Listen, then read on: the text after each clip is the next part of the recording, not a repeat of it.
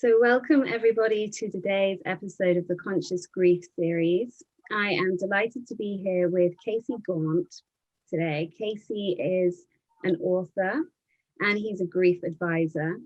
And prior to doing this work, he had a long career in corporate and real estate law, but now resides in the grief world. So thank you very, very much for being here today, Casey. Thank you so much, Tara, for having me. And I'm really very indebted to you for introducing me to a few of the speakers on this series who have been just absolutely wonderful. And I also have to thank our dear friend, Portia Smith, for introducing us. So, yes, absolutely. So congratulations on publishing your new book. Thank you. Yeah, When the Veil Comes Down. And I was wondering if you would tell the audience a bit about the book and, how it contrasts to your very first book, which is Suffering the Only Honest Way. I'm happy to. So I'll just show you the cover. This is the first book that we came out with in 2015. And if I was to distinguish between Suffering is the Only Honest Work and When the Veil Comes Down, I'd say this.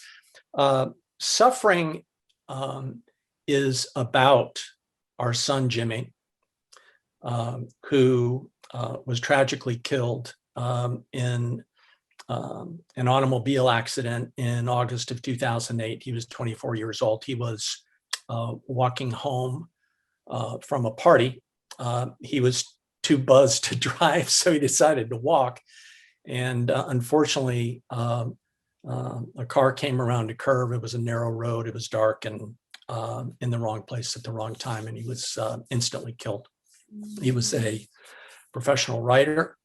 At 24, he had already written 5 plays, 2 of which had been produced by the USC Theater Department. He'd written multiple screenplays, including one that he had just finished ghostwriting for a major Hollywood director. So he was a superstar, brilliant kid. And the book is also, Suffering is also about my father. My father died by suicide in 1970 when I was 20 years old.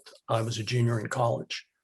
That was my first real experience with loss, devastating loss. My father was the strongest man I knew. He was a war hero. He was an accomplished businessman. He was a fitness freak. He was a jogger before anybody was jogging, and I was crushed by his decision, his choice, as was my younger sister, who was 13 at the time, and I have an older brother, 2 years older. And the problem is I never dealt with my dad's death. I ran away from it. I was scared to death by it. I was frightened by it. And my mother sort of supported that approach. Her attitude was, as a mother, my mother was a lioness and we were her cubs. She said, we're going to move on. We're going to just put that in the past, and we're just going to live life going forward. And so we never talked about my father. We never, we never discussed his death as a family. And basically, I buried my father in my mind. So Suffering is really about my father, about Jimmy, and about the darkness that I descended into 3 months, starting about 3 months after Jimmy died, because I finally had to deal with my father. I began to see a psychologist, a wonderful guy. And he told me, he said, look, before we can even start to deal with your loss of your son, we have to deal with your father because you never dealt with it. Mm-hmm. And so Suffering is really that story, and about how I emerged from the darkness because of the help that I began to receive from my father and my son from the other side. And it's also about the work that we did, and we called it work. My wife and I have a daughter who's now 41 and just delivered our third grandchild, the first girl. But we did a lot of things together, and we talk about that in the book. About we did everything. I mean, we were desperate. We saw mediums, we saw shamans, we went to workshops in Sedona. We did everything, conventional things and unconventional things, just because we needed it. We needed to, we needed that kind of help, and we helped each other. And we began to emerge into the light, and we began to watch ourselves transform and become different people, particularly me. I was just I was a hardworking, no nonsense corporate attorney. And the only thing I wrote were these complicated legal contracts or nasty letters to adversaries. But and I'll get to this in a little bit, but something happened 3 months after our son died, something miraculous. And I wrote that story, and it's called The Letter. And then more things began to happen, and I wrote those. And things just started flooding in. The more I opened up to it, the more I accepted it and acknowledged the help I was receiving and my family was receiving. It seemed that was an invitation to receive more, particularly when we shared it. It's not enough just to receive it. You have to acknowledge that it's not just for you, it's for everyone. And that was something that I had to learn. Now, I couldn't be private with my grief. I had to open up to it and with it. So when The Veil Comes Down, our second book that just became available on Amazon in March, I say that book is because of Jimmy and my dad and everything that they have taught us and shown us, and not only us, but so many others. And so The Veil book is about others. It includes stories about other parents who have suffered devastating loss of children, and it includes stories about how they received help from their children on the other side, and how they transformed, and how they had to make choices on how they were going to proceed with their life. That, as far as they were concerned, was over. And to watch, these parents that are devastated get wrapped in a cocoon and then emerge as these beautiful butterflies. I wanted to share their stories, and they blessed me and honored me and gave me the opportunity to do that. And The Veil is also about this transformation we go through, hopefully, with grief and loss. Is we first deal with ourselves, right? We have to take care of ourselves and our family, and then we have to acknowledge this help that we're getting from the other side. Some don't, some just think, I don't know what that was, but I'm not going to acknowledge it. I'm not going to talk about it. I'm certainly not going to tell anybody else about it because they'll think I'm crazy. But then if you can get to a point, a place with your healing where you can begin to help others, that's when, things really change. And that's the transformation that happened to us and that I shared in Suffering. And then it's a transformation that's happened to so many others, and we share their stories in When the Veil Comes Down. Could you explain to somebody about the veil? You may not know what that means. Sure. We're trained, I think, from, at least in Western civilization, we're trained from the moment of birth that there is life in our bodies here, in this plane, on this planet. And then when we die and we leave our bodies, we go over there, someplace else. Most of us think of heaven. We hope we're going to go to heaven. That's where we're taught. And so heaven is another place. And also in many of the Western religions, we're taught that our loved ones, they're being taken care of in heaven, right? And we will be reunited with them when we die. Okay, and so we think that there is this separation between this life and the afterlife, and that's what I call the veil. I'm not the only one that calls it a veil, but that's what I refer to as the veil. Now, in fact, at least in my way of thinking, there is no veil. Right. There is no separation. There's only our inability or lack of capability to appreciate the fact that we are still not only connected with our loved ones, and they with us, but we can actively interact with them as though it's not a question of being on this side or the other side. It's all happening here. And so when I talk about when the veil comes down, what I'm really saying is when a robust group of us, a critical mass of us, achieves that level of awareness and consciousness that there is no veil.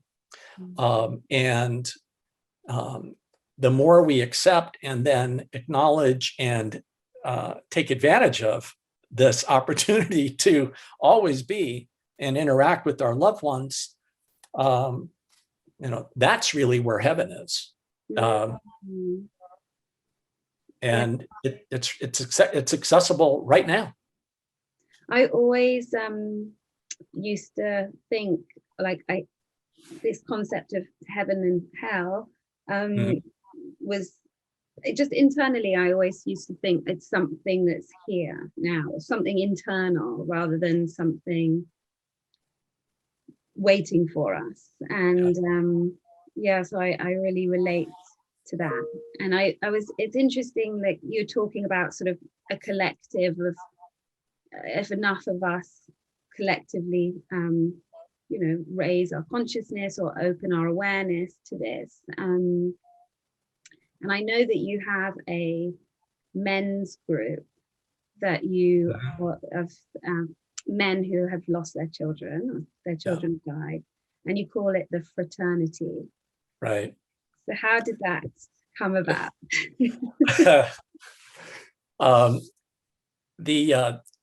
The day after our son Jimmy was killed, a attorney colleague of mine, a friend, but not a close friend, but somebody I knew in the business world, he called me up and he said, Casey, so sorry about Jimmy, but I got to tell you, you've just joined the shittiest fraternity there is.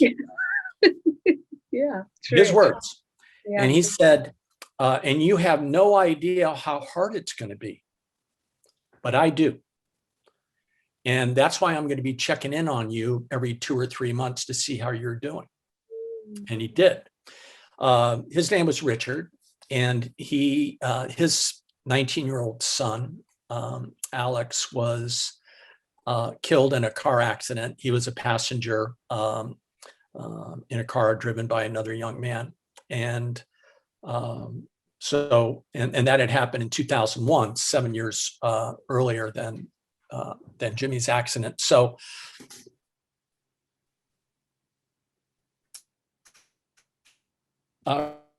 Richard had been down this road. We all have things that we do, things that we're comfortable doing or not comfortable doing. Richard cold calls fathers in the area that he, reads about or hears about who have, lost children. At the time, that's the the thought of doing that was just impossible, to think about, or do it. But Richard checked in on me. I mean, he did. He was a really good friend to me in that way. 2 years later, I read in the newspaper that a family had lost a daughter, Amanda, in a horrible car crash. And there were multiple people that were killed. And she was 18 years old and was on her way to college in California on a full track scholarship. And I noticed, or couldn't help but notice, that she died on the very same day as our son Jimmy, only 2 years later. So I made a note to myself, well, I got to reach out to this guy. And that note just stayed there. Then a couple months later, I get a call from Richard who tells me he just cold called Greg. And we need to get together, for a cup of coffee or to play golf. We didn't get together until 3 years later. There's a story in Suffering is the Only Honest Work about how I ultimately got the guts up to approach Greg and his wife. And we're now dear friends. But and I think part of that is, again, getting back to the various stages of grief. A friend of mine at the gym I worked out at, and where I met Portia's husband, Danny, who was my trainer for many years. This guy asked me, he said he had a friend who had just lost a son, a 26-year-old, to an accidental drug overdose. And my friend asked me, he said, Casey, when do you think that you made a turn for the better with your healing? And I told him, the answer came to me pretty quickly. And he asked me this question about 5 years ago. Mm-hmm. I said, it was at the point where I felt I could help others, where I was beyond just focusing in on myself and my family, but where I could now go out and be comfortable helping others and sitting down with others and companioning others with their grief. Mm. And so that was 2013, and that's when we started the fraternity, the three of us. Our first meeting, we each discovered that we have tattoos in our children's handwriting. Suffering is the Only Honest Work, the title of the book, shares a title of a poem Jimmy wrote in 2007, a year before he died, right after he ran and finished the 2007 Los Angeles Marathon. Mm-hmm. And so on my back, I have tattooed in Jimmy's handwriting, because he handwrote the title of the poem, Suffering is the Only Honest Work. And below that, his signature, Jimmy. And these other two guys, Richard and Greg, we're all showing off our tattoos and our kids' handwriting.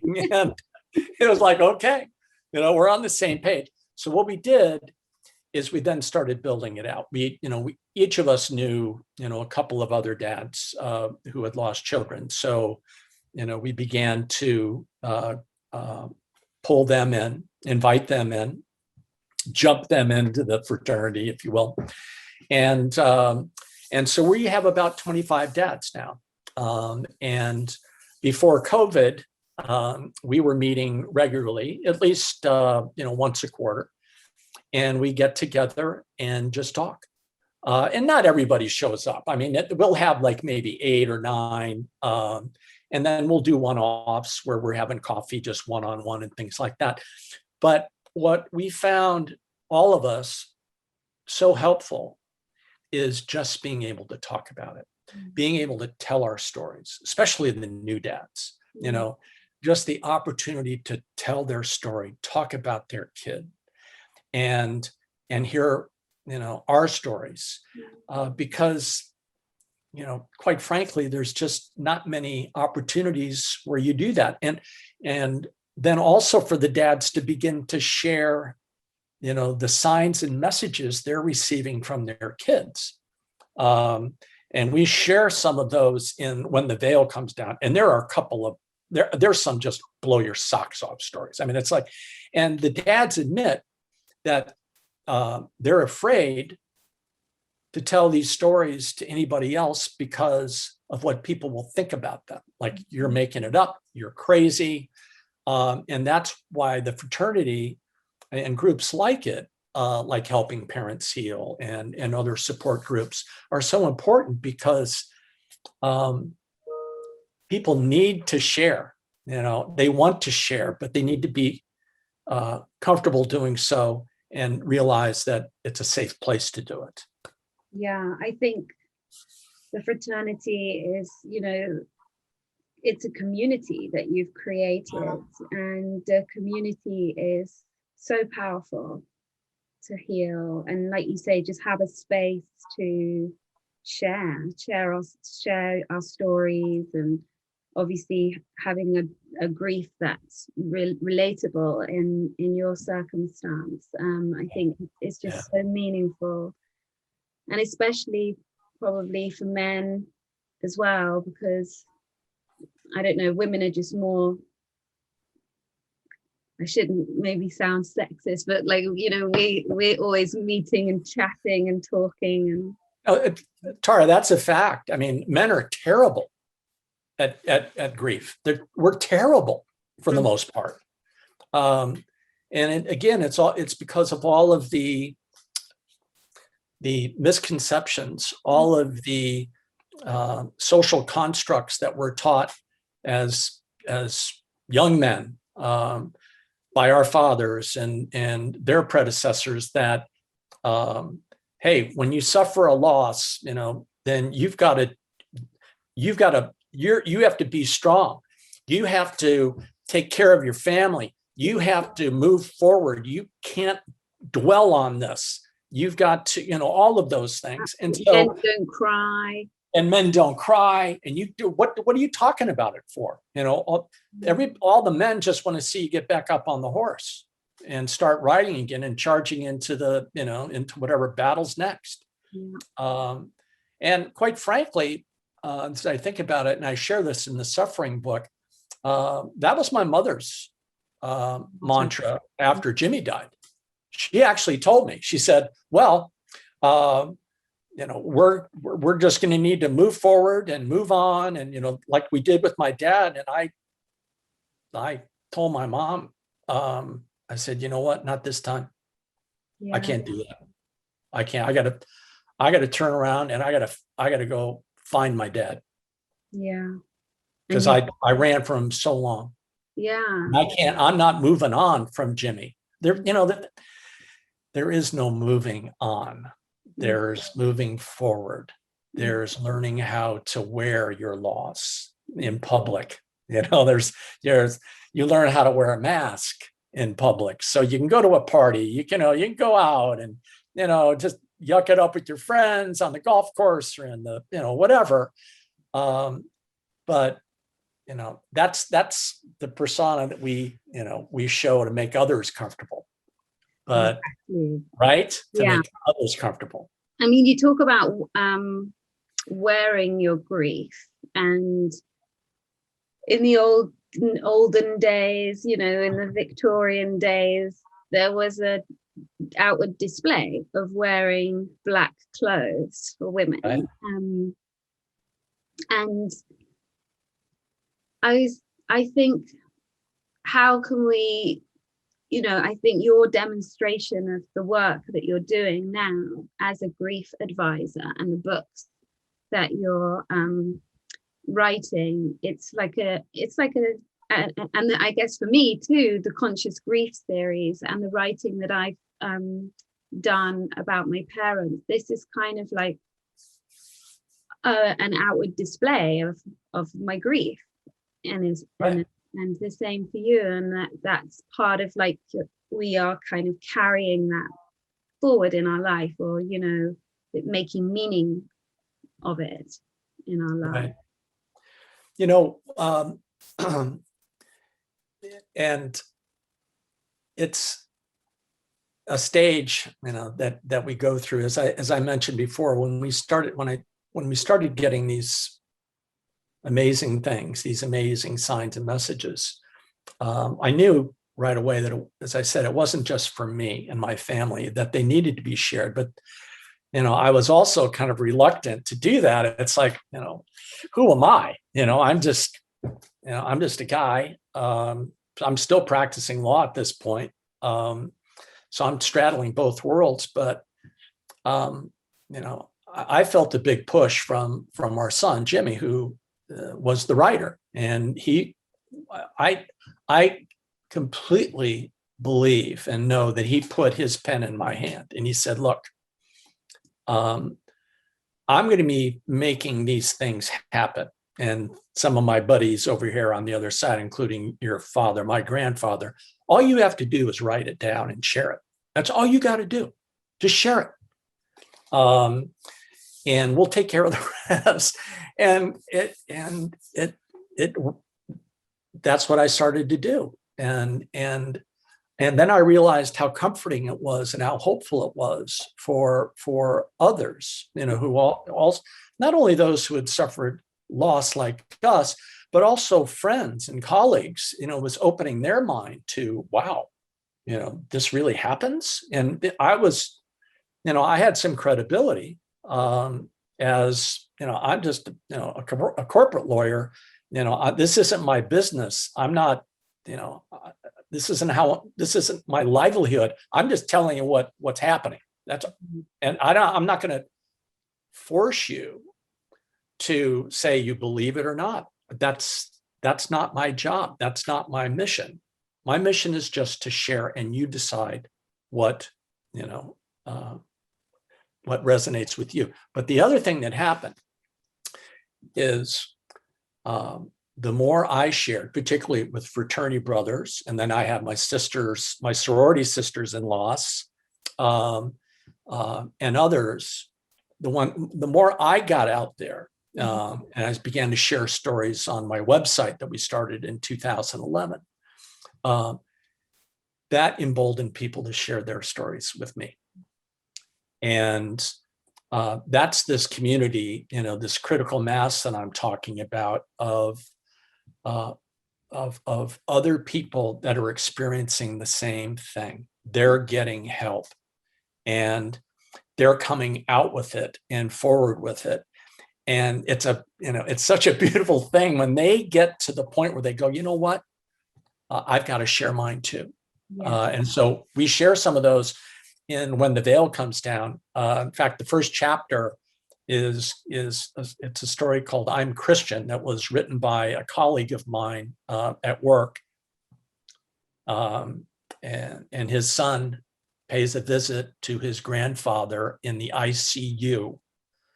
The only thing is that his son had died 4 years earlier from a horrible blood infection, and his sighting was witnessed by 2 nurses. And so it's just, and he sat on that story for 3 years. He told me, but he's, I can't share it. I can't share it. And I go, no, you got to share this. You got to share this. I know, I read that one myself, and it was astonishing. And like you say, you're giving other people permission and the platform and the confidence to share these things, and it's magical, it really is. And I think it helps so much with the process of grief. Yeah. just the sharing of our stories and Right. reading those stories. And maybe sometimes people are not ready to be in a group to talk, but maybe Right. they are able to read and absorb those stories, which will then give them the impetus to maybe join a group or something like that. Yeah. Right. Correct. Yeah. And there was talking about Jimmy sort of being the inspiration, Mhm. or the channeling, if you like. Sure. And there was a line in the book: "We hold the keys to grief's door that only we can open and let others pass through." So could you talk a bit to that sentence about the grief?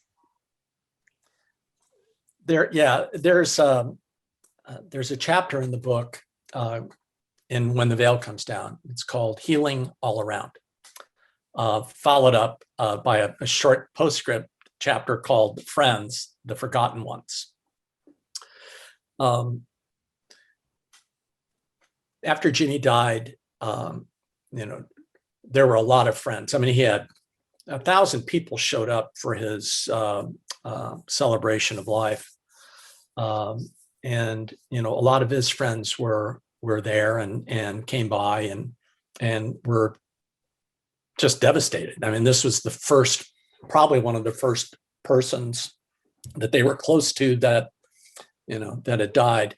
And it was a tragic death, and it also shattered their assumption that they were going to be immortal, right? And invincible. Yeah. We all kind of had that for a while. But then after a few months, they went away, and a few of Jimmy's friends stayed close with us and still do. It'd been like three or four. And Jimmy was 24, they're 24, 25, they're getting on with their lives. They're moving forward with their careers, they're getting married, they're having kids. And we thought,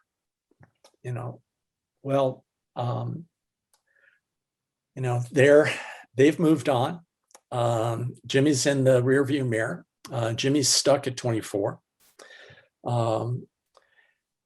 We were invited to many of their weddings, didn't go. It was just too hard. My wife, Hillary, just couldn't bear to see that mother-son dance that she would never have, right? Of course.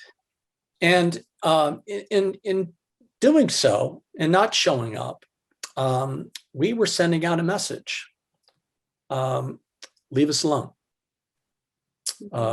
It's too uncomfortable for us to be around you. Yeah. That's not what we meant to say or meant to convey, but that's what they heard. So back in 2017, one of Jimmy's best friends, since they were babies, he's getting married, and he asked me, he said, "Casey, I always thought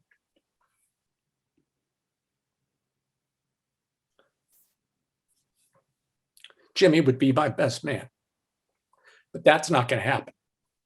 So I want you to be my best man." And I was, just floored. I mean, this is from a guy who could barely utter our son's name in front of us until like a year or two before. And I said, of course I'll be your best man. But you got to understand that if I'm your best man, you're bringing Jimmy into your wedding. Everybody's going to know why you asked me to be your best man. He goes, "That's why I'm asking you. I want him there." So, and again, in that chapter, we tell the story about, I'm working on my best man toast. And, I'm asking Jimmy, what should I say? And, I'm not getting anything. And I'm asking Hillary and my daughter and her husband.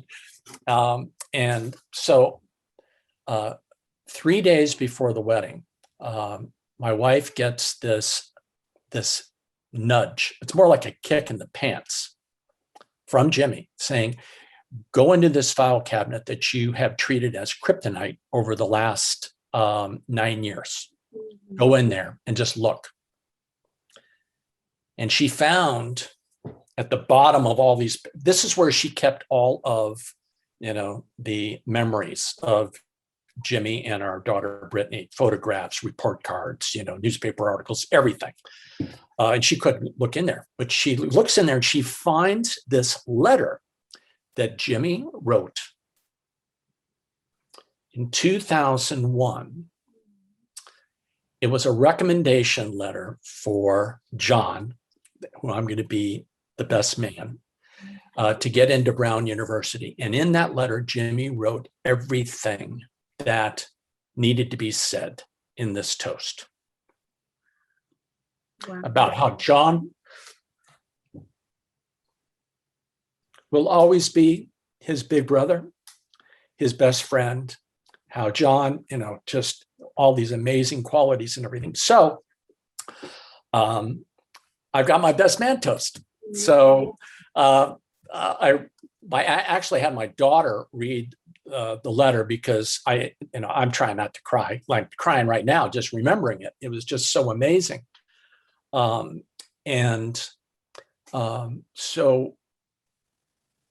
that clearly announced Jimmy's in the house. Okay. Mm-hmm. And after the toasts and all of that and the dinner, we retreated to the bar. Mm-hmm. And we were mobbed by all of Jimmy's friends, mm-hmm. including the last guy to see him alive.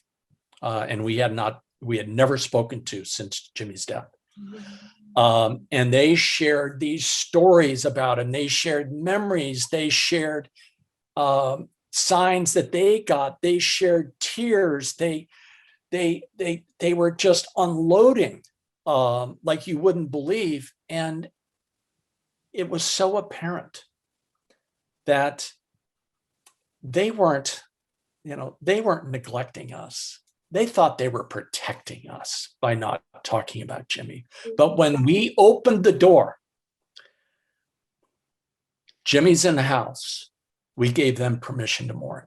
Mm-hmm. And that's a lesson that was one of those valuable lessons I've ever learned so far in this process is yes, we hold the keys to those doors. And it's up to us to open them. If we think, or assume that friends or others are just going to come to us, with their grief, and some do, but most don't. They just don't know how to do it, right? Mm-hmm. But if we open the door, and I call it going halfway, if we open the door, they rush right through. They are so grateful, mm-hmm. and they know what to say. They just need to speak the truth and speak the love about their friend. 100%. Yeah. Oh, that's so amazing. So amazing. Very, very touching. Thank you so much for sharing. Sure. Yeah. Sure. Yeah. Yeah, it was making me think about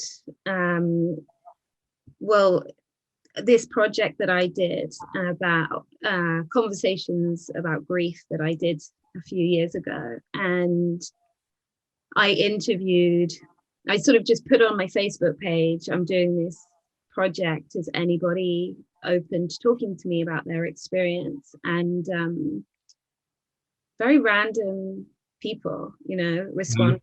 Mm-hmm. And it was like, I think what the most precious thing about that project was that people said, this is the first time I've ever spoken about this.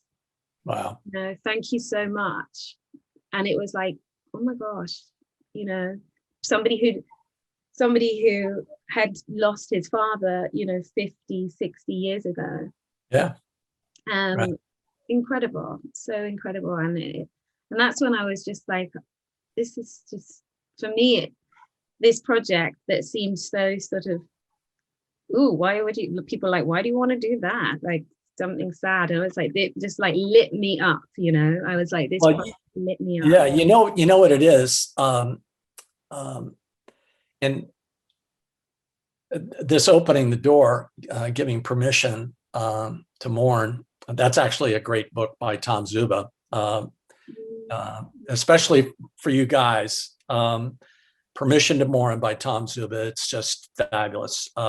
It's about a 2-hour read. He hits all the things you need to know if you are suffering, or if you know somebody who is suffering and grieving. But you know, you can do that with, as you did, Taro. You can do that with anybody. So, for example, last year, I'm getting my teeth cleaned, and there's a new hygienist. I've never met her before. And so she's chatting me up, you know, just getting to know you conversation. And of course, she asked the inevitable question, so do you have kids? And you know, I don't always answer, you know, the same way, but I kind of trust my gut. And I said, yeah, we have 2 children. We have a daughter, Brittany, and we have a son, Jimmy, who was killed in 2008. And she said, you know, of course, I'm so sorry to hear about that. And then immediately dives through the door and begins to tell me that she had just lost her sister to cancer a year ago. And her sister is coming through to her in dreams and giving her advice on how to deal with some problems she's having with her daughter. And she goes on and on. And then I start telling her, you know, some, you know, my signs and my, you know, experiences with synchronicity, and, you know, and she's saying, I've got goosebumps. I've never talked about this with anybody. This is the most amazing conversation I've ever had. Can I hug you? And that's the first time I've ever hugged a hygienist, I got to tell you. So, but the point is, when you are willing to share your bad thing, share your, you know, your tragedy, your loss, or whatever it is, you give them permission to share with you. And that's the moment you make a deep connection, right? 100%. Right. You've connected so deeply with this person because you've gotten down to the truth. Yeah. And people aren't used to that, but they so welcome it. Absolutely. Right. And so everything we're talking about, it all boils down to connection and relationships, and how deep of a relationship do you want to have with somebody? And you'll get to a deep relationship if you are open and vulnerable, and willing to share, you know, as I call it, your bad thing. 100. I just think that's why this subject is so rich, because the connections that you make, like you say, it's deep work, deep connections, Yes. and very meaningful. Yeah. Yeah. And I know we're running over time. Are you okay if we keep talking? Sure, I'm fine. Yeah. Because I also really wanted to ask about how you said that we can, obviously, well, not obviously, but we're in this human form, and often that's referred to that we're in this school of life, and we're here to evolve and learn things and heal. But in your book, you write about how helping our loved ones on the other side to heal as well. And I was wondering how you came to focus on this.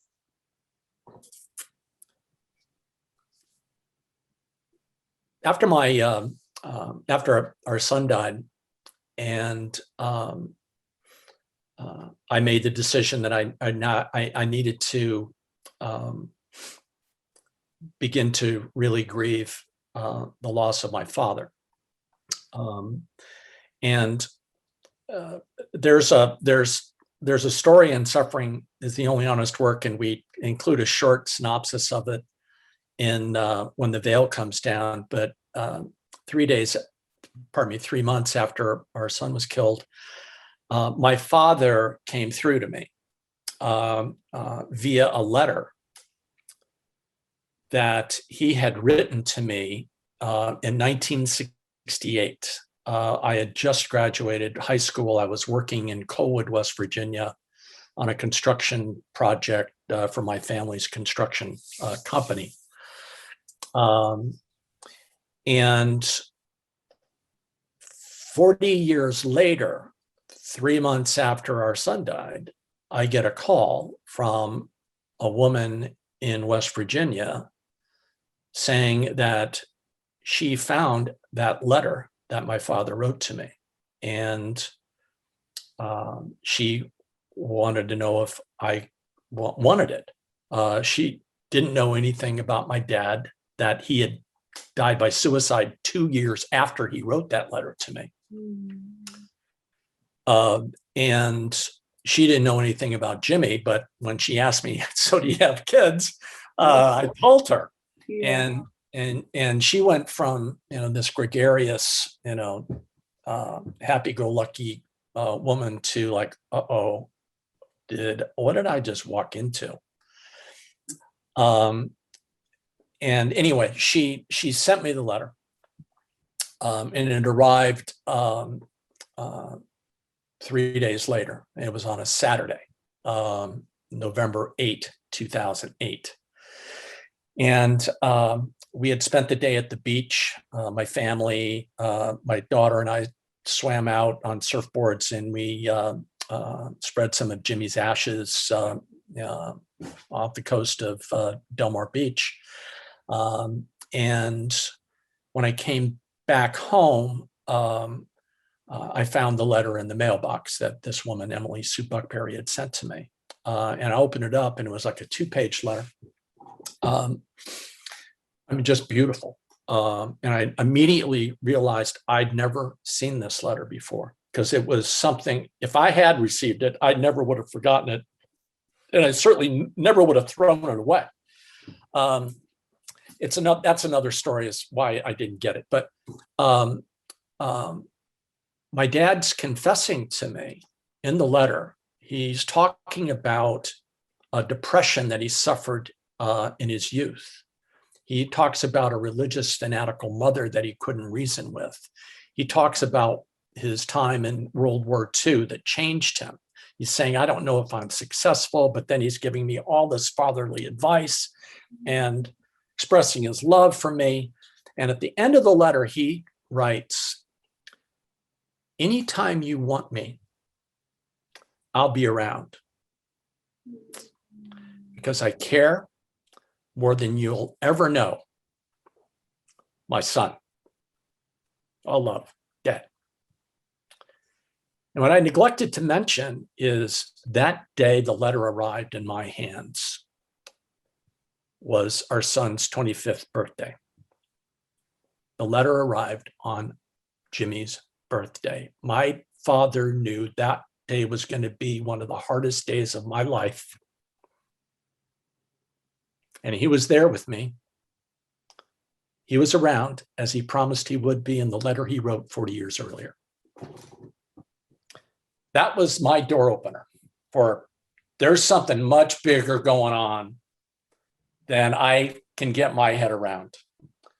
But my father came through when I needed him the most. And here's a man that I did everything possible to forget. And he shows up. So he helped me.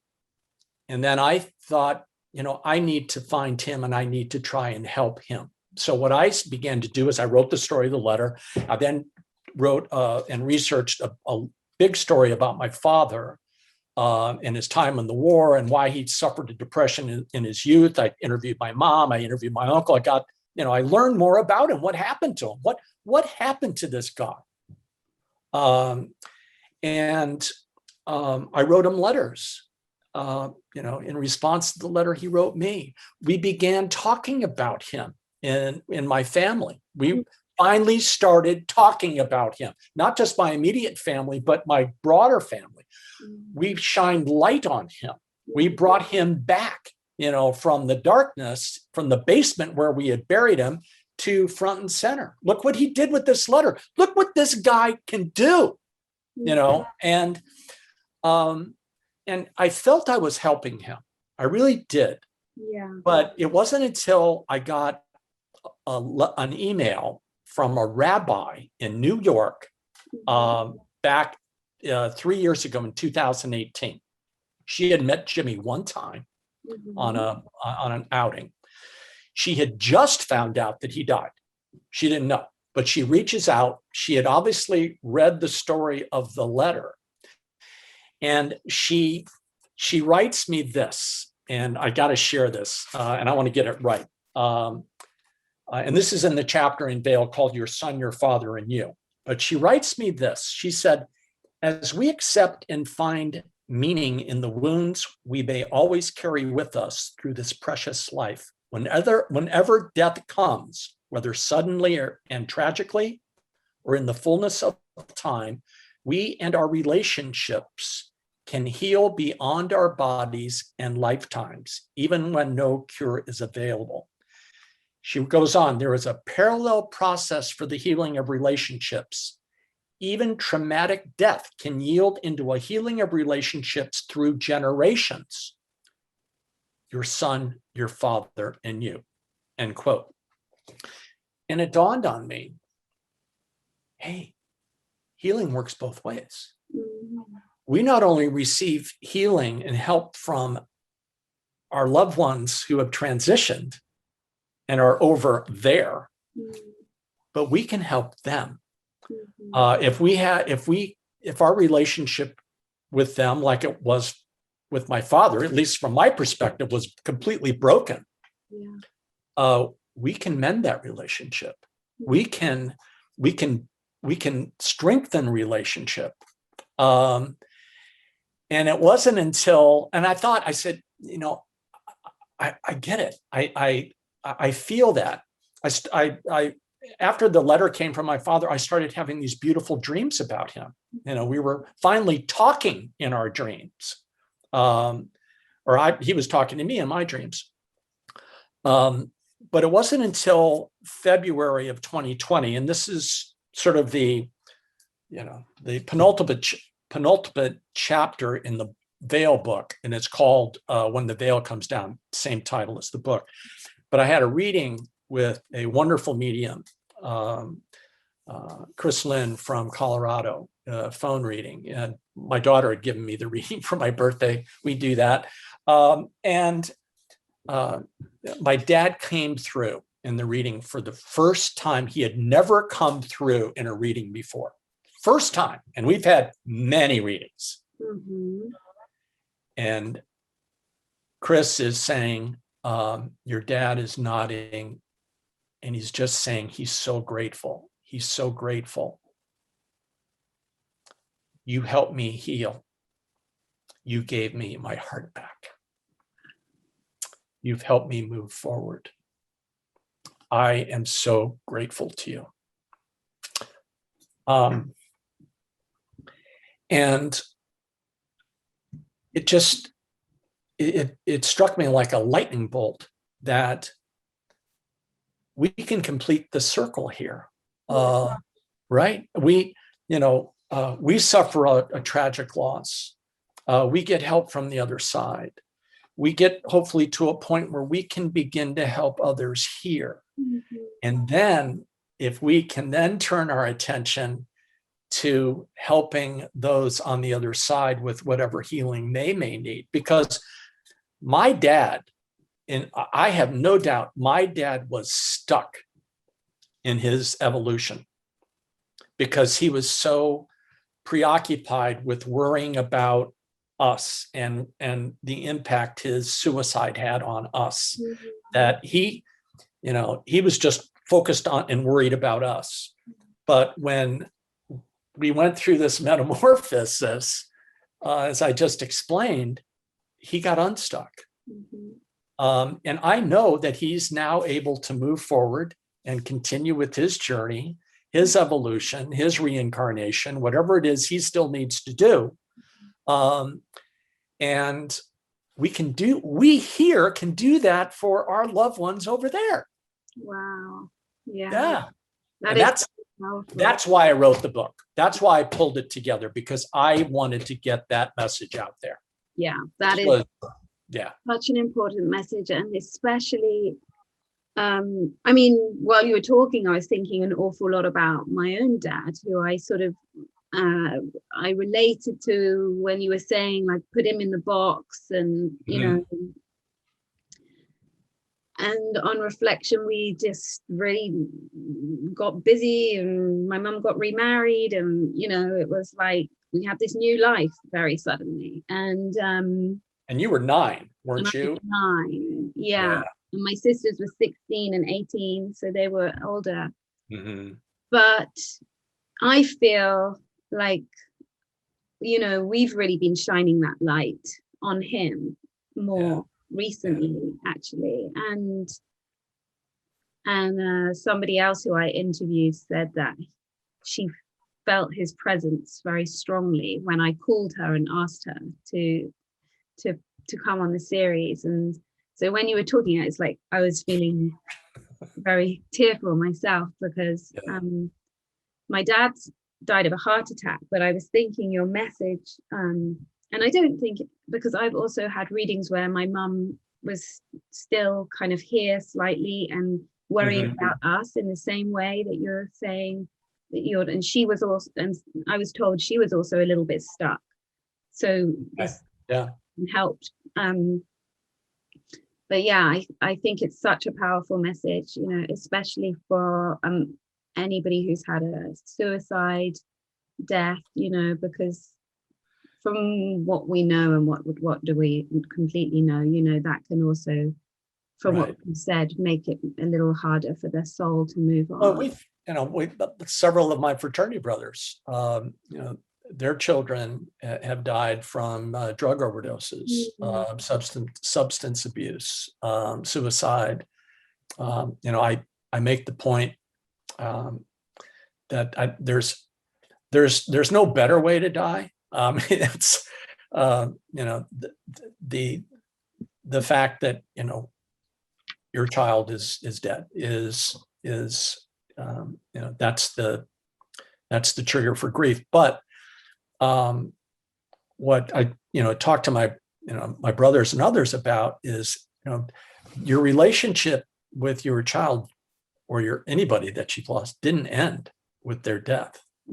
The relationship continues. Tom Zuber writes about that in his book. He said, you will always have a relationship with somebody you deeply love. The question is, what are you going to do with that relationship? How are you going to approach it? If you felt it was broken or not where you wanted it to be, are you going to work on it? Or are you just going to let it go? And what my dad's telling me is, you know, we can work on that relationship. We can mend that relationship. I feel closer to my father now than at any other point in my life. And we can do that for, you know, for our loved ones. And as I said, that's a very important piece in developing this critical mass I'm talking about. You know, to add that additional dimension to healing. Katie, I am just so thrilled that we got to talk, because I feel that you are a messenger of hope, you know, with all that you have shared, and in the books that you've written. It is really quite incredible. Thank you. And I will just ask you this little question at the end, because it is the Conscious Grief series. So I just wondered if you could give your interpretation of what you think conscious grief is. When I think of conscious grief, the word choice comes to mind first. When, and I write about this in both books, actually, when somebody we deeply love dies,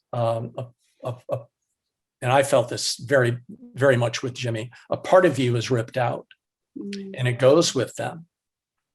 I initially thought that was a bad thing, but I learned that's actually a good thing, because that creates the bridge between here and there. But it leaves a hole, right? I think it's Mark Nepo that writes about, a tragic loss or any loss of one we deeply love.